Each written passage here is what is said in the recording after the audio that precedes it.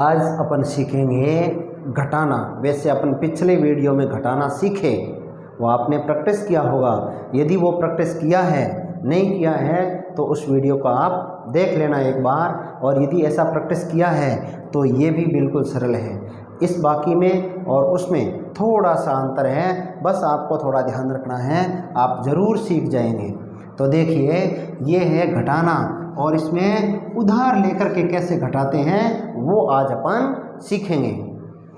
अब देखो, जब अपन घटाने जाएंगे कोई संख्या तो अपने को अपने आप पता चल जाएगा कि उसमें उधार लेने की ज़रूरत है या नहीं है।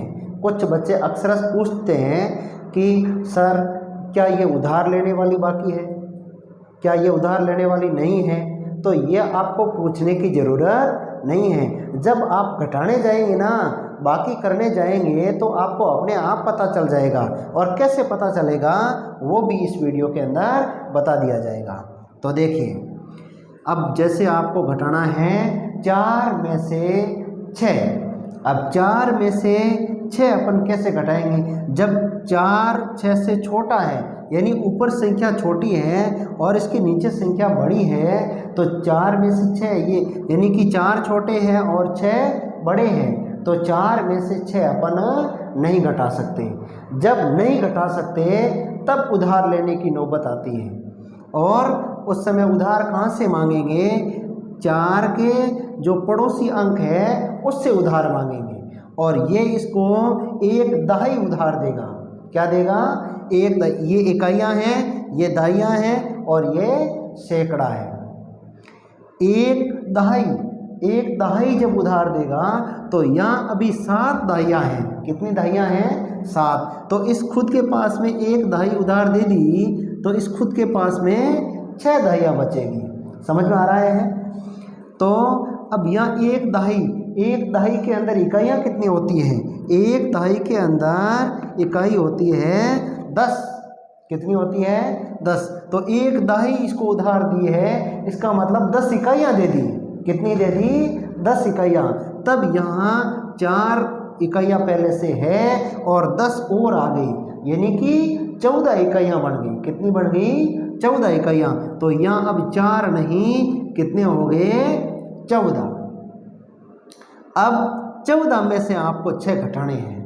14 में से 6 घटाने हैं। अब 14 में से आपको 6 घटाना आता होगा, और नहीं आता है तो वही 14 लाइन खींच करके और उसके अंदर से 6 कम कर दीजिए।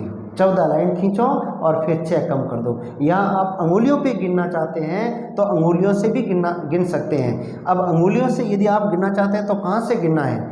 6 से आगे गिनना है। 6 से आगे गिनना है और 14 तक गिनना है। जैसे 7 8 9 10 11 12 13 और 14, यानी कि कितने पैरवे हो गए? 3 ये पैरवे, 3 ये 6 और 2 8, यानी कि कितने बच गए? 8। तो 14 में से 6 जाते हैं तो पीछे रहेंगे 8। तो वो 8 यहाँ लिख देना है। आ गया समझ में? अब देखिए, अब यहाँ तो 14 में से 6 घटा करके 8 लिख दिया। अब अगले अंक पे घटाओ।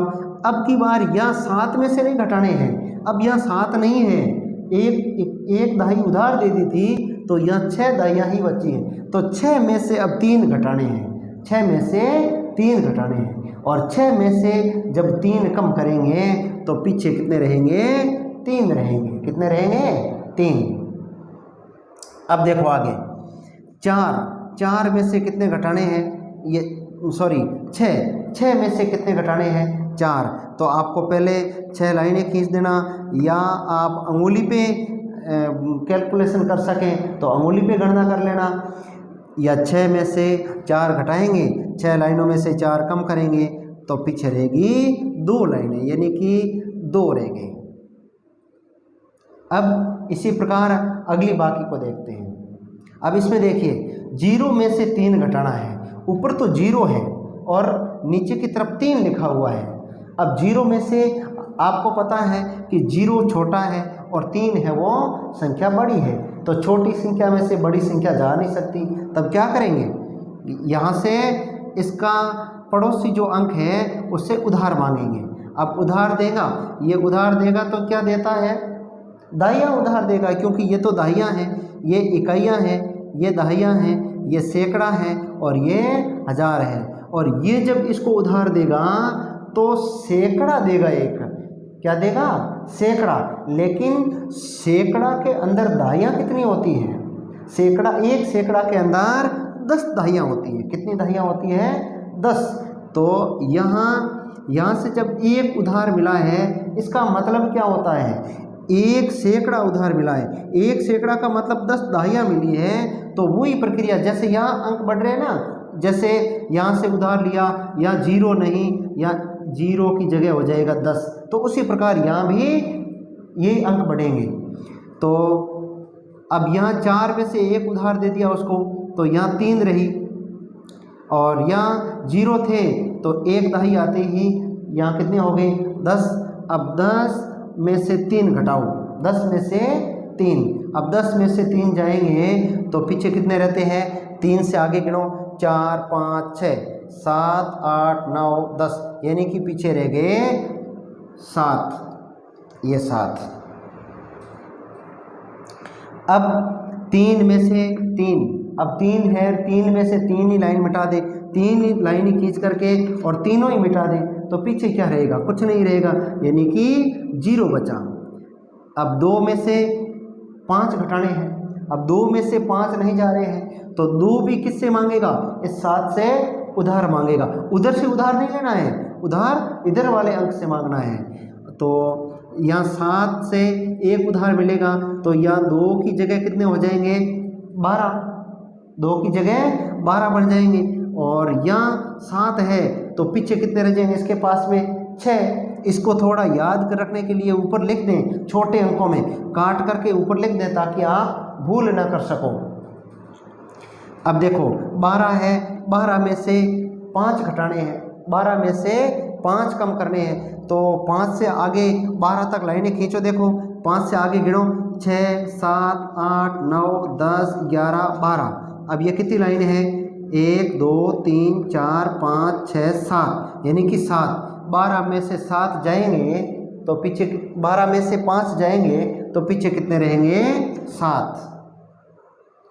अब 6 में से कितने घटाने हैं, 2। अब 7 में से मत घटा देना, 7 नहीं है यहाँ, क्योंकि 7 से तो एक उधार उधर दे दिया था।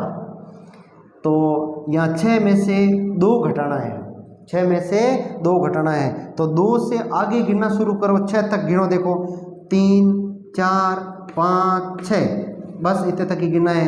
कितनी लाइनें बढ़ी, 4, तो यहाँ 6 में से 2 गया, पीछे रह गया 4। इस प्रकार आपको बाकी करनी है।